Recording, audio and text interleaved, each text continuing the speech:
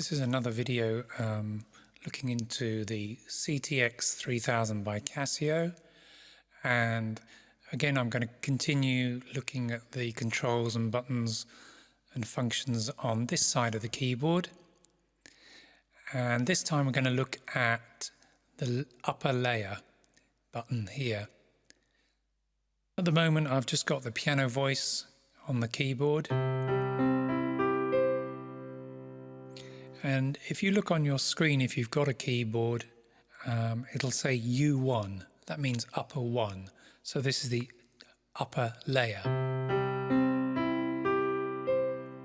This is the main voice of the keyboard. But if I press the upper layer button, we've now got U2 underneath.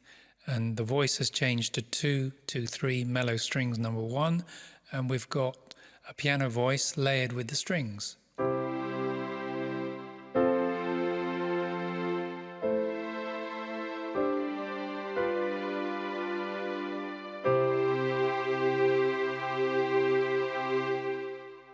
So, really useful feature, really adds a lot to the sound of the keyboard by layering up sounds like this. So press it on just by pressing it once. It lights up to 0, 2 and it'll tell you the other sound that goes with it. But you're not stuck with that particular combination. So for instance, let me get away from the piano voice here, and we'll go for something like a piano, an electric piano, which are quite nice. One of these.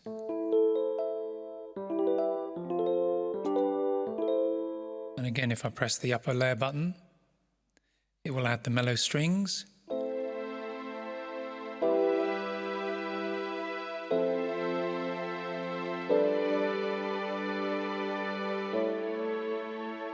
But I can change that now. As long as it says upper 2, I know that I'm changing the upper 2 voice. I'm not changing the electric piano voice underneath. And I can go and find another combination that I like.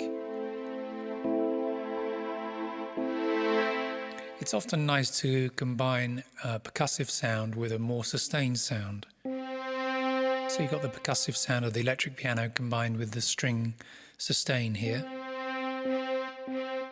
But really there's no right or wrong. I mean, here we've got a pizzicato strings mixed with the piano, electric piano. Or this orchestral hit's very short and snappy.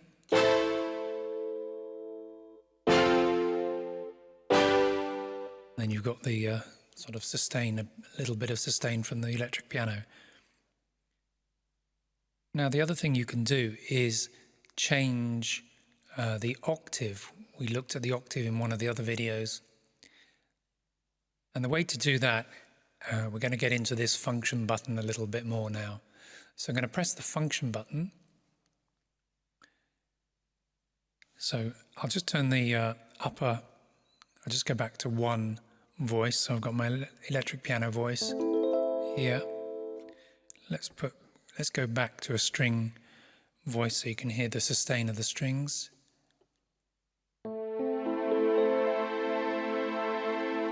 Now what if I wanted the strings to be an octave higher? So I'm going to press the function button, and then these arrows, these sort of cursor arrows, left and right, press them until it says octave.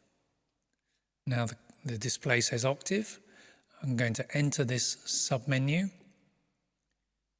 and you can see it says 0 U1 oct.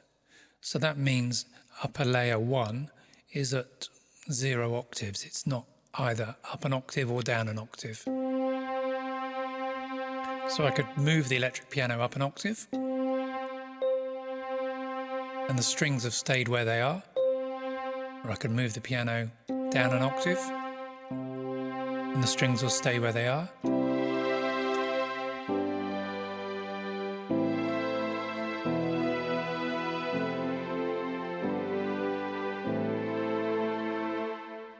Let's put the piano back to 0.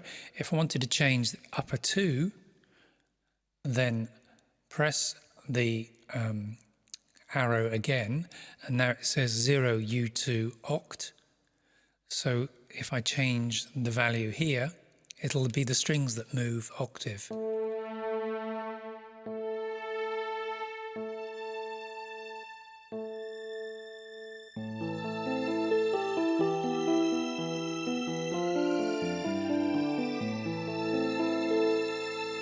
It's quite nice to get that kind of ethereal sound of the strings very, very high, or maybe a little too high. And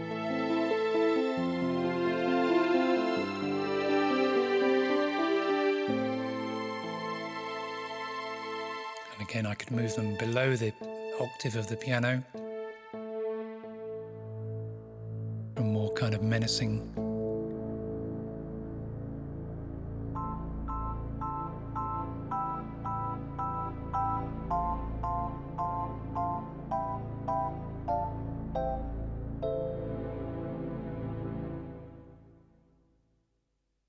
So there are other features to look at here, but for the moment I'm going to keep this video short and just leave it at that.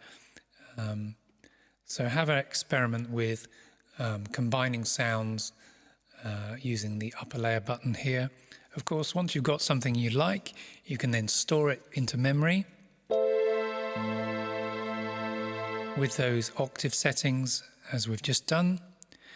And you do that by pressing the store button and then holding down whichever registration button. Make sure you've selected the correct bank as well. If I move to a different registration, and then back again.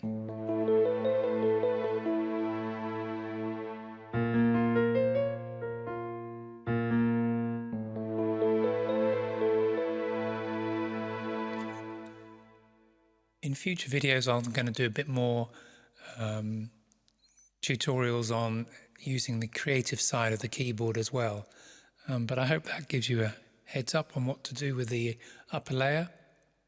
And in the next one, I'll look at the split, and then after that, the arpeggiator and auto harmonize.